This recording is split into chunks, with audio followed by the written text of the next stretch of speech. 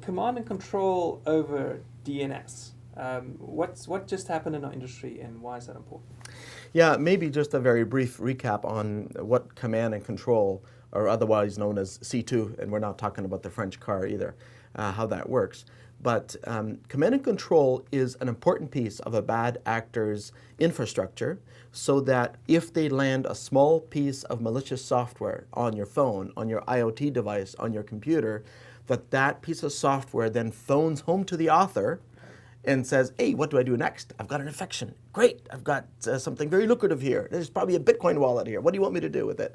And so it uses the command and control infrastructure to get the next steps. Okay. Now, over time, the bad guys have had to make those kinds of communication be less and less visible and more subtle.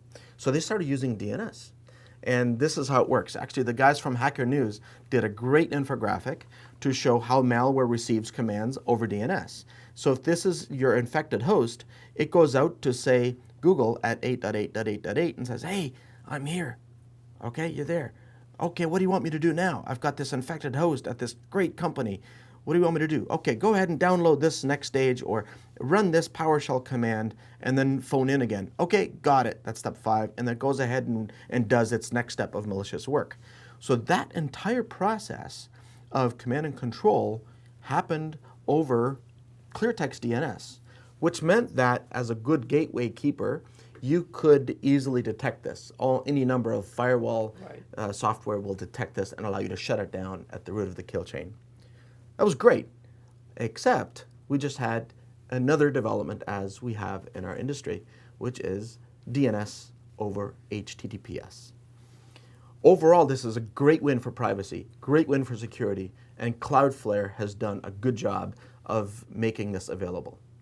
So let's go through this same process again. What before was visible, this exact same infected host now makes the request over to Google or Cloudflare, and again asks, what do you want me to do with this infected host? What PowerShell do you want me to run? What download do you want me to execute? But it's encrypted this time, so but that now, you can't detect it, right? Exactly. Since this entire process is now encrypted, it's not detectable.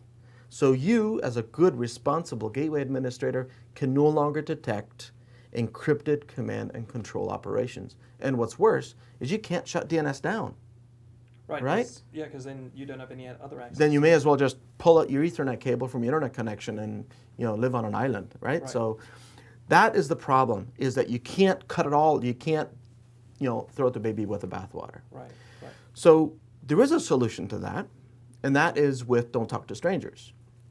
And the Don't Talk to Strangers process basically says any IP address that's out there in the cloud that wasn't first looked up via an authorized DNS query, using this DNS resolver on the inside of the network, running on any firmware that we support. In this case, it's pfSense, running our application, our resolver on top of it. If it wasn't first resolved here, it can't talk out to the internet. So therefore, 1.1.1.1 is a stranger.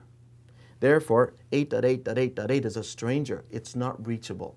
And yet, internally, you have DNS. So as long as your devices are asking it for DNS, no problem. So let me show you what it would work like in real life. If you do have, like I have here, I'm running the Cloudflare daemon here in the background terminal window.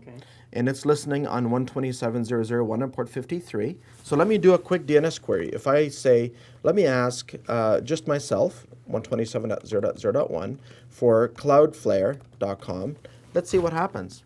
You see down here that it failed to connect to the backend because the connection got refused.